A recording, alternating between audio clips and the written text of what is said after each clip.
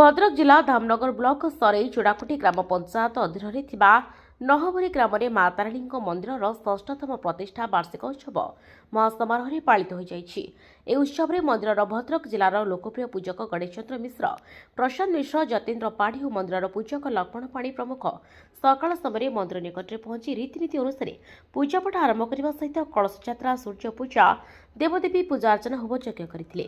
ଉକ୍ତ ଗ୍ରାମ ନିବାସୀ ତଥା ମା ତାରିଣୀଙ୍କ ସେବକ ଶ୍ରୀଯୁକ୍ତ ଭାଗୀରଥୀ ଜେନା ଓ ତାଙ୍କ ଧର୍ମପତ୍ନୀ ଶ୍ରୀମତୀ ଗୀତାରାଣୀ ଜେନା ସଂକଳ୍ପ କରିଥିବା ବେଳେ ଉକ୍ତ ଗ୍ରାମର ଚନ୍ଦନ ରାଉତ, ଶୁଭସ୍ମିତା ରାଉତ, ରୀନା ରାଣୀ ବିଶ୍ୱାଳ ଏବଂ ବିନୋଦ ଦାସ ପ୍ରମୁଖ ଭକ୍ତମାନେ କଳସ ବୁଢ଼ାଇ ନିଜ ନିଜ ପରିବାରର ମାନସିକ ପୂରଣ ନିମନ୍ତେ ମା ତାରିଣୀଙ୍କୁ ସୁମରଣ କରିଥିଲେ।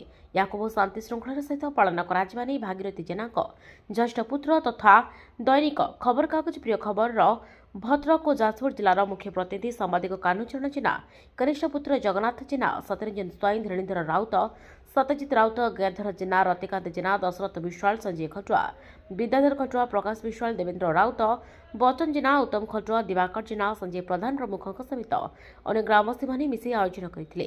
ଏହି ଉତ୍ସବରେ ନିକଟ ଅଞ୍ଚଳରୁ ବହୁ ଶ୍ରଦ୍ଧାଳୁ ଭକ୍ତମାନେ ଯୋଗଦେଇ ମା ତାରିଣୀଙ୍କ କୃପା ଲାଭ କରିଥିଲେ। ସନ୍ଧ୍ୟା ସମୟରେ ଆଖପାଖ ଅଞ୍ଚଳରୁ ବହୁ ଶ୍ରଦ୍ଧାଳୁ ଭକ୍ତମାନେ ଆସି ମା ତାରିଣୀଙ୍କ ପୂର୍ଣ୍ଣାହୁତି ହୋମଯଜ୍ଞରେ ସାମିଲ ହୋଇ ନିଜ ନିଜର ମାନସିକ ପୂରଣ ନିମନ୍ତେ ଆହୁତି ଦେଇଥିଲେ। ମନ୍ଦିରର ପୂଜକ ଲକ୍ଷ୍ମଣ ପାଣିଙ୍କ ସମେତ ଅଞ୍ଚଳର ଖ୍ୟାତନାମା ପୁରୋହିତମାନେ ରୀତିକାନ୍ତି ଅନୁସାରେ ସକାଳେ କଳସ ଯାତ୍ରା ପରେ ଯଜ୍ଞ କରିଥିବା ବେଳେ ସନ୍ଧ୍ୟାରେ ପୂର୍ଣ୍ଣାହୁତି କରାଯାଇଥିଲା।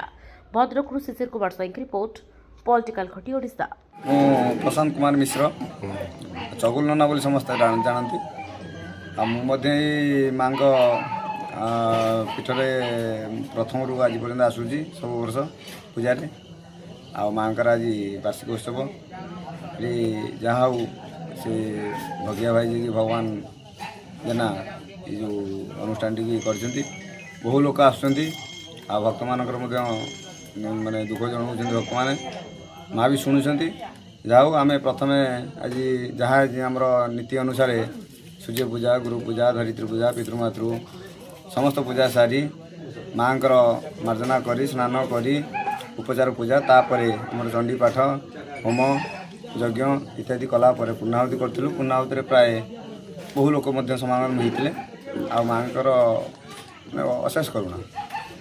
ମୋ ନାଁ ହେଉଛି କୁନା ନନା ବୋଲି ସମସ୍ତେ ଜାଣନ୍ତି, ଗଣେଶ ମିଶ୍ର। ଓମ୍ ସର୍ବମଙ୍ଗଳ ମାଙ୍ଗଲ୍ୟେ ଶିବେ ସର୍ବାର୍ଥ ସାଧିକେ ଶରଣ୍ୟେ ତ୍ରୟମ୍ବକେ ଗୌରୀ ନାରାୟଣୀ ନମସ୍ତୁତେ।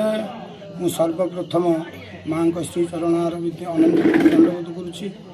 ଆପଣ ଆଜି ମାଙ୍କର ସପ୍ତମ ବର୍ଷର ବାର୍ଷିକ ପ୍ରତିଷ୍ଠା ଉତ୍ସବ। ପ୍ରଥମତଃ ଆମେ ଗତକାଲି ଅଧିବାସ ପୂଜା କରିଥିଲୁ।